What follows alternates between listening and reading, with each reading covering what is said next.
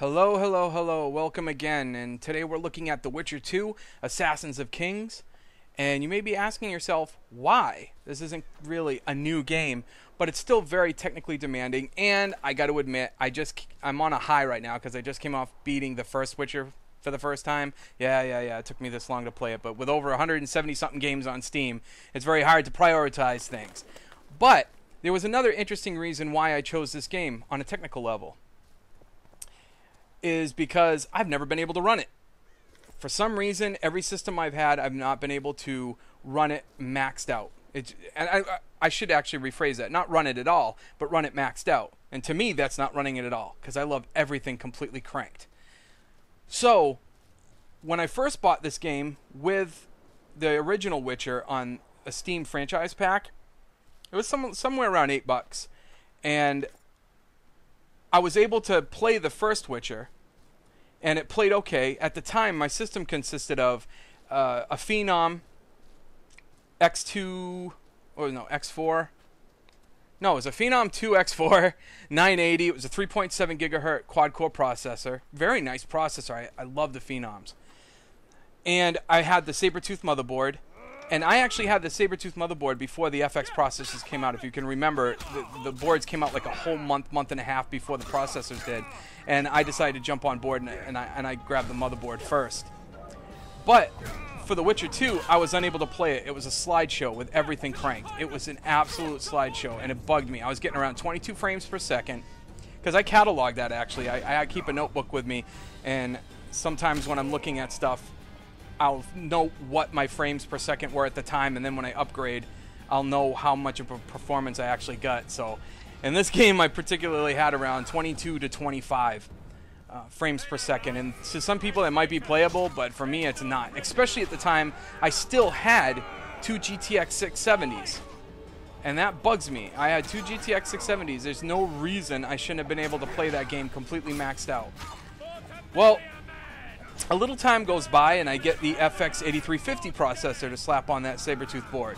Well, it still was not running well. It was getting like 30 to 34, 35 frames per second. And again, that's playable. That's within the realm of playable. But that's not maxed out, and that's not smooth to me. And it was skipping and jumping when you get into wide open areas and things like that.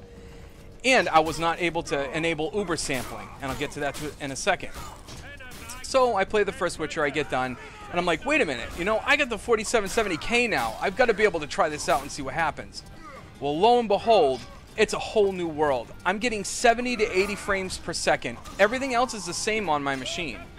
I'm getting, 70 to 80 frames per second, except I had to disable one thing, and it bugged me. It was like just like a knife in my side, and that was Uber sampling. And if you don't know what that is, Uber sampling is like FSAA. It's a really, really, really demanding high-end anti-aliasing. As a matter of fact, in, I believe, the 400 series from NVIDIA and the 5000 series from AMD, they actually took that out because their GPUs couldn't even handle doing that, so they took it out at the hardware level. You could still get it through software and tweaks and overclocking, but they kind of took that out of the profile at the hardware level.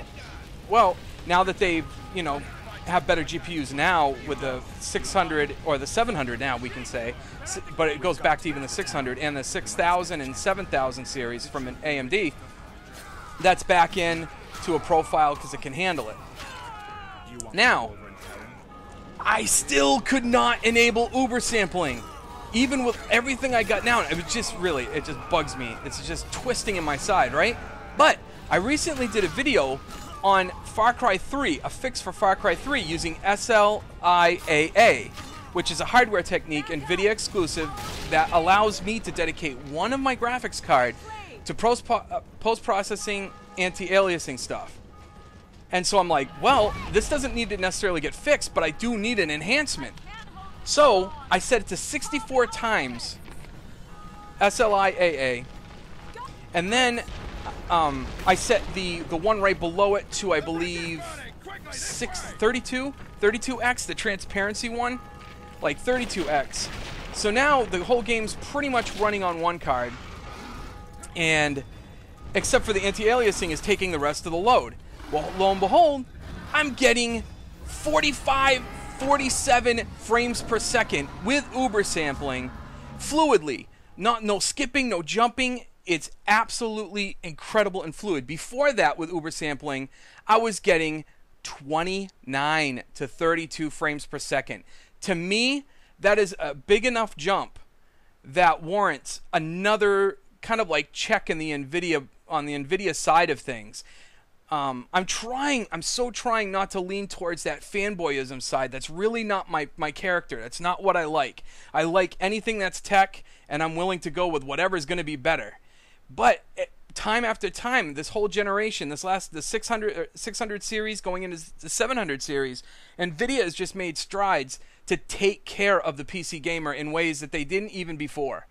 So I'm really excited about that, but I wanted to show you that. And if that is you and you've got 600 series, whether it even be a 660 Ti or what have you, if you've got them in SLI and you want to enable that SLI AA mode, that might just help you get additional performance and visual quality, and you can play everything maxed out.